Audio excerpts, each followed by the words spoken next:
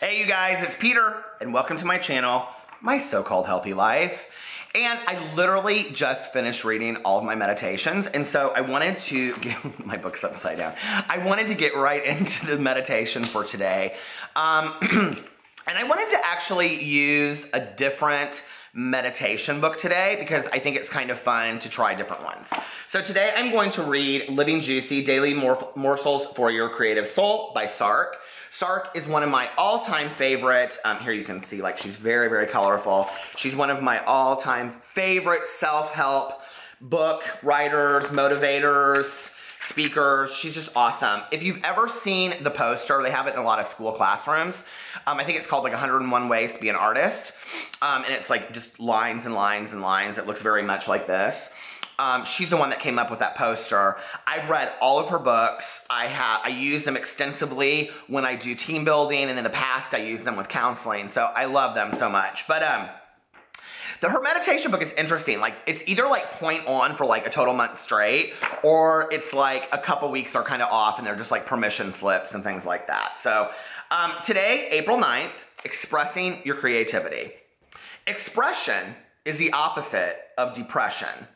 Whenever we depress, we usually need to express. Tune your channel to creativity and let the goodness flow out of you. As a child, I lived in a huge world of my own imagining, fueled by books, creative writing, radio shows, my mom and dad, and special teachers. I drew my fears and wrote about my dreams. My pains had outlets. Thanks to the expression of my creativity, expressing creativity allows miracles.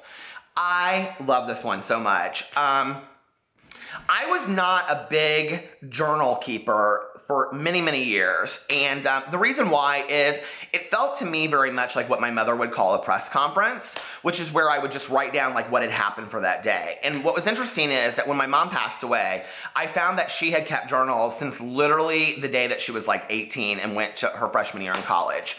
And I remember when I found them, I was extremely overwhelmed at first, and I had a friend of mine that was with me that was a little bit older than I was, and she said, this is such a gift. You have all of your mother's thoughts and dreams, like, you know, and fears written down in journals.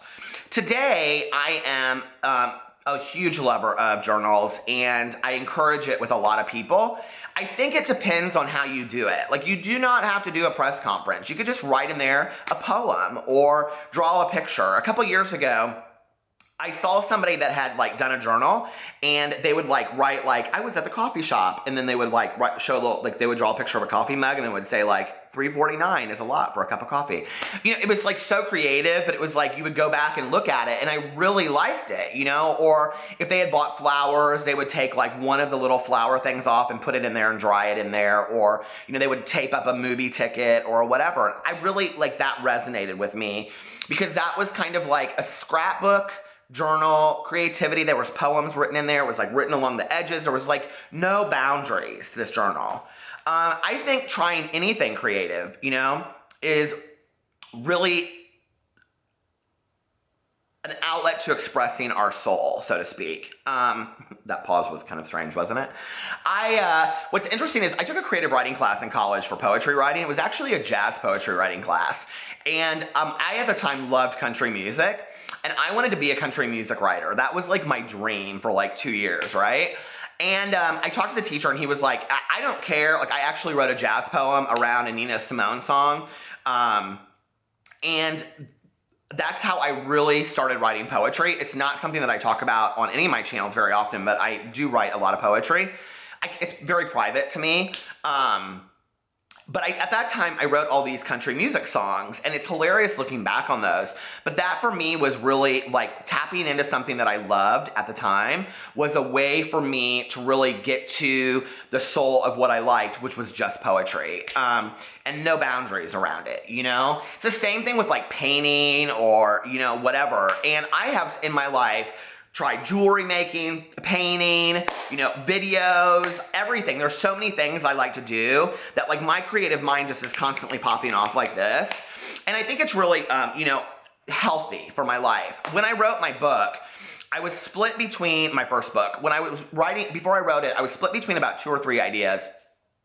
And I remember that my husband said to me, you know, why don't you write something about your mom's passing? Like, it's really, the grief has affected you. I think it would be really healthy for you to do that. And if you've read my book, or if you haven't read my book, it's about a teenage boy whose identical twin brother passes away literally within like the first 2 pages. And so it's his coming of age story, but it's also his dealing with grief. The book was immensely cathartic for me in taking me through the grief process, writing it out through somebody else's experience. And so for me, it was using this creative outlet to deal with my emotional grieving, cathartic, you know, endeavors and those kinds of things. And, you know, on the other side of it, when I finished it, it was like, and then it was time for me to move on to the next thing, if that makes sense. So, you know, I think like using any kind of artistic, creative endeavor, that can be cooking, you know, that can be taking adventures outside, whatever, make believe with your kids, making forts, you know, whatever you want to do. You know, anything that's creative, I think is, I talked on my vlog the other day about my mom and I used to paint sugar cookies. But I think it can be anything, you know, and just to get you out of your mind and get you thinking positively and creatively and putting your emotions onto something creative. So in the comment section below, I want you to write down what works for you or what you're going to make a commitment to in doing, whether it's keeping a journal, like a really creative journal, or start writing a short story, or doing a painting, or doing a mosaic. I used to love doing mosaics. In my office, I have all these glass tables that I did mosaics on. Like I would just take old mosaics and just like paint. I was horrible at it, right? But today, people like love them. They're like, oh my God, that table is so cool. I'm like, really? I made it. So, you know, it's funny what you end up doing out of love, other people can feel the love in it. Does that make sense? So let me know what you're gonna do, and I will see you tomorrow. Bye.